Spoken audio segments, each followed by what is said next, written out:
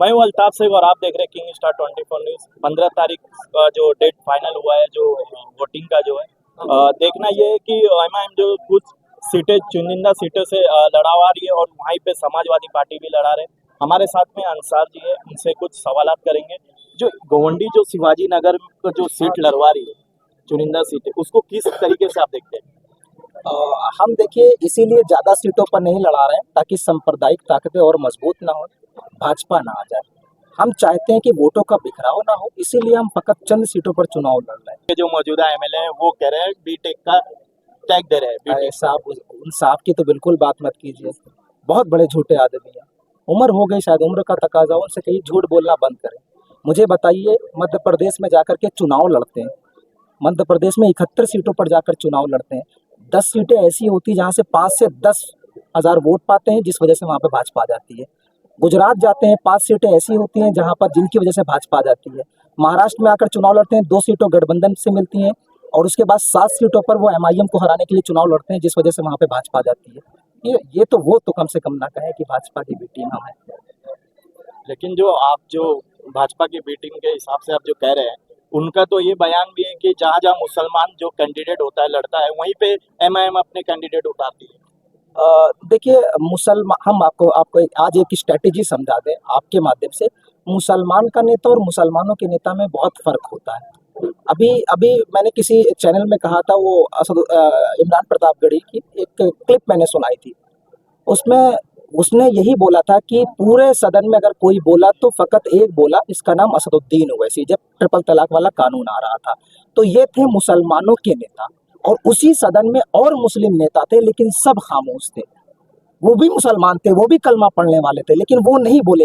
मैं आपको बता दूं, वो मुसलमान नेता थे। मैं कह सकता हूं कि इरफान सोलंकी मुसलमान नेता है, अबू वसीम आजमी मुसलमान नेता है, मैं मानता हूं इस बात को, मुसलमान नेता है। इकरा हसन मुसलमान नेता है, नसीम सोलंकी मुसलमान नेता है, तमाम जितने भी वो सब मुसलमान नेता है। लेकिन असदुद्दीन ओवैसी साहब मुसलमानों के नेता हैं और वो ये चाहते कि हिंदुस्तान में मुसलमानों का नेता पैदा हो।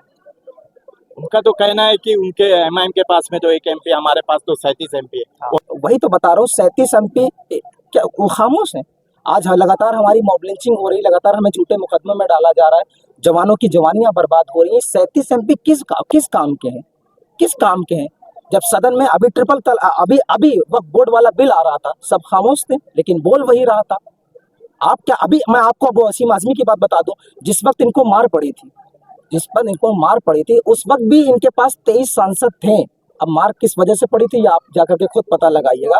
23 सांसद थे, 4 एमएलए थे इनके पास, लेकिन कोई इनके लिए नहीं खड़ा हुआ था, इनके लिए नहीं खड़ा हुआ था। ऐसे सांसद और ऐसे विधायक रख के क्या फायदा, जो आपके लिए आपके बुरे वक्त में ना खड़ा हो पाए।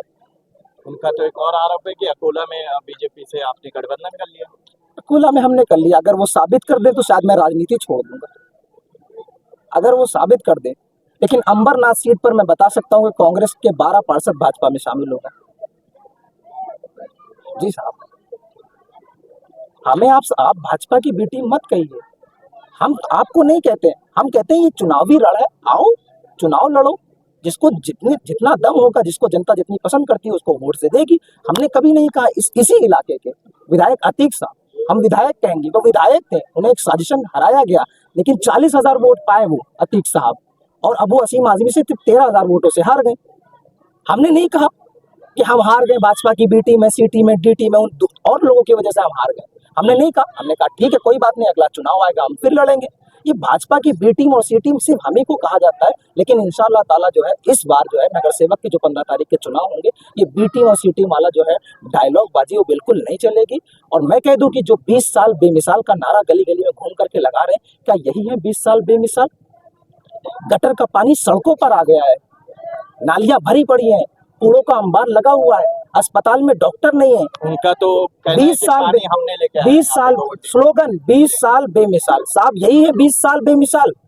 पूरा एसएमएस कंपनी जो है अपना अस्पताल का वेस्ट माल जाकर डाल देती है गोवंडी के अंदर। जो जलता है उससे क्या होता है, अस्थमा की बीमारी होती है, स्किन प्रॉब्लम होती है, लगातार बढ़ रही टीबी की प्रॉब्लम हो रही है। क्या साहब यही है आपके 20 साल बेमिसाल?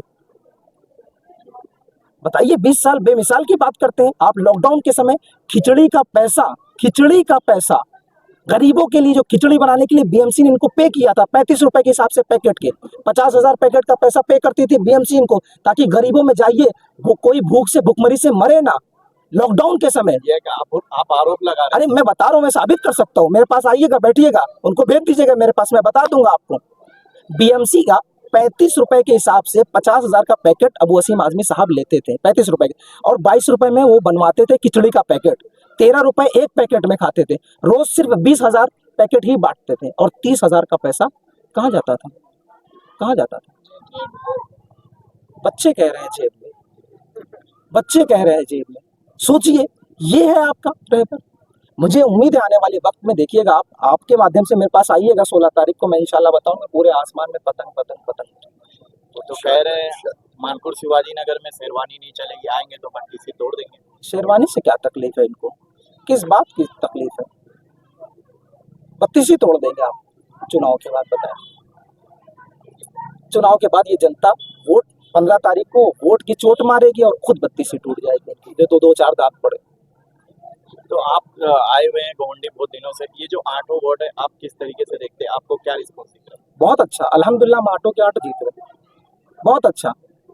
मुझे लगता है कि समाजवादी पार्टी और कांग्रेस के लोगों की जमानत जब्त हो जाएगी।